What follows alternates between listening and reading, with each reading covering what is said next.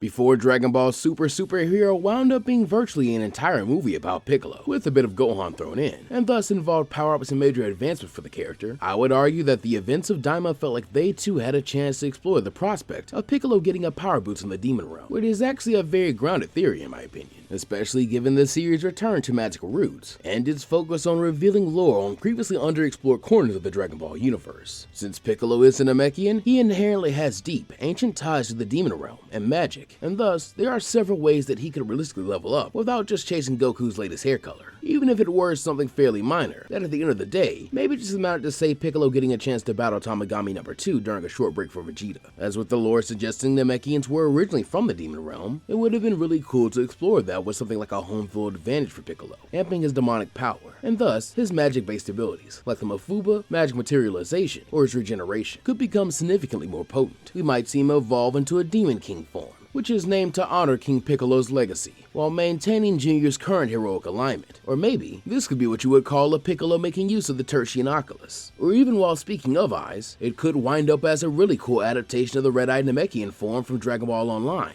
as that'd be fitting with Piccolo tapping into ancient Namekian forbidden sorcery. For example, perhaps we are thinking too small in just giving Piccolo a new form, rather than a new powerful ability. Take for instance that it's highly likely Neva is a Dragon Clan Namekian, if not a kind we have no idea about entirely, so it's equally possible the creation of the Tamagami is also an ability locked to some kind of prerequisite we don't know about. But in the case that Piccolo could learn to create his own Guardians of the Dragon Balls, and create them capable of fighting on the level of post-Buu, or even post-Daima Saga fighters, it would be an incredible boon to the Z Fighters' forces, more potent than any kind of multi-form technique, or the generation of mutant Namekian underlings like King Piccolo used to pull off. And considering the Dragon Balls Piccolo would want to protect would most often be 7 in number, rather than 3, the 7 hypothetical Tamagami Piccolo could create to protect the Earth and its Dragon Balls would have a great numbers advantage, while their power would grow as his own did, which would be pretty amazing, as it would also become the Namekians' preferred training partners, which would therefore also make them very useful to Gohan, or anyone else who really wanted to train with them, really hammering home how cool it would have been to see Piccolo lean into magic and sorcery, while Vegeta and Goku were key as always. The result being, we can now justifiably imagine a Piccolo who doesn't just punch harder, but can manipulate the environment, cast illusions, or use sealing spells, that while not the most lethal techniques, can still work on even the strongest deities, at least when performed correctly. Or, to go even further beyond and think about what these speculative headcanon concepts could mean with the integration to the real boon Piccolo would get later on in Superhero, a power-up here could serve as a precursor to his Orange Piccolo transformation, kinda how Daima showed Super Saiyan 4 before he was discovered in the original time frame for GT's events. It all really makes me wonder, if Piccolo had unlocked the ability to create guardians or perform high-level demonic magic back then, how would it or they look? How much easier would the subsequent threats from the Super era have been to manage? And how far would the timeline further deviate if Piccolo had a power-up